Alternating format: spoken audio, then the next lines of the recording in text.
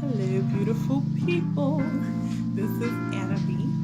And I just wanted to do a really quick video because I am always looking at matchmaker things and at relationship coaches, listening to what they speak of, all that stuff. I really like that stuff. It helps me with love divine things. And it's also a goal for me that I want to be able to do that at some point in my life. So I learn from them. So this week I'm learning from a series that I was emailed. So every day to give me something. I'm a little behind, of course, but I'm going through it, and it's interesting. But unfortunately, I can't share everything from it. I usually share it on the Facebook page for Love Divine NYC, but I can't share this because some of it goes against my Christian beliefs, and Love Divine is for Christians. I wouldn't want to steer anyone wrong so that they can grab the knowledge. I don't know where people are, and I don't want to be the reason why someone goes away from their Christianity, sort of thing. So with that thinking, I'm where are the Christian relationship coaches and the Christian matchmakers and Christian, people who talk on relationships in the Christian world? There aren't many that I know of, and I feel like that's a problem. We are the light of the world, as the Word of God says, and we always have to have that alternative for people. One of the people that I was listening to through this, she's into astrology, and she's not even into regular astrology. She is into astrology that is from India, so it's a little different from the one that we know.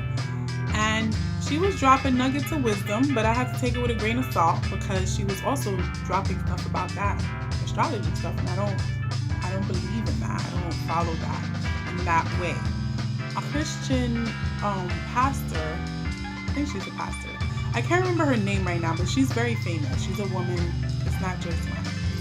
And she wrote a book about it because she said that the beginning of astrology as we know it really did begin with Christianity, and that she proves it in that book. I haven't read the book, but I did hear her talk about the book, and it was very interesting.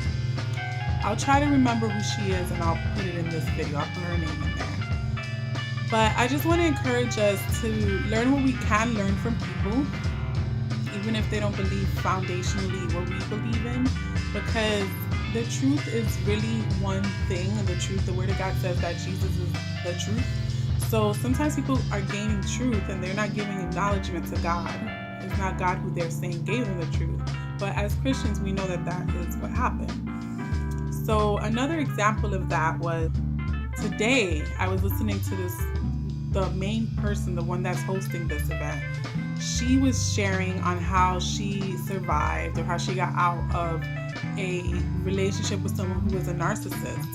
And it was really encouraging for me to hear her talk about that, because I think that when we go through traumatic things through our relationships, the number one thing we want to do is shut down or feel like we did something so wrong and they're such a bad person,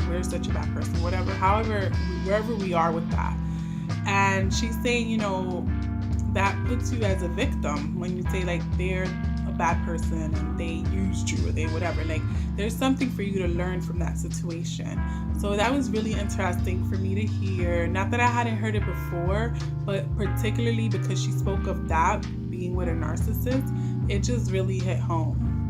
And I also learned today, I may post that one though, because I don't think he said anything that was unchristian, unchristlike.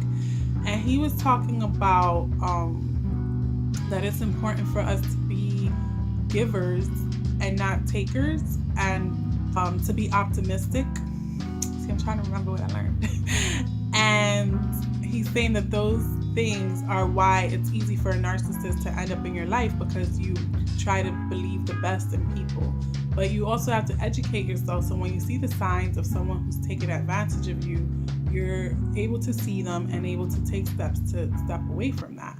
And one thing that really stuck out with me for him was that he said if the same type of person is showing up in your life, that you are the common denominator, and you need to figure out why that personality, not that person, keeps showing up in your life. And I do believe that. I really, really do. And I also find that it's hard to figure out why they keep showing up in your life. But like he said, you're the common denominator. That's something that you have to look into. I'm definitely doing that for myself as well. And that's basically, I just wanted to share on what I'm learning, and I want to encourage Christian relationship coaches and dating experts and matchmakers to stand up, because while I'm doing all this, I also want to hear from people that do it from a Christian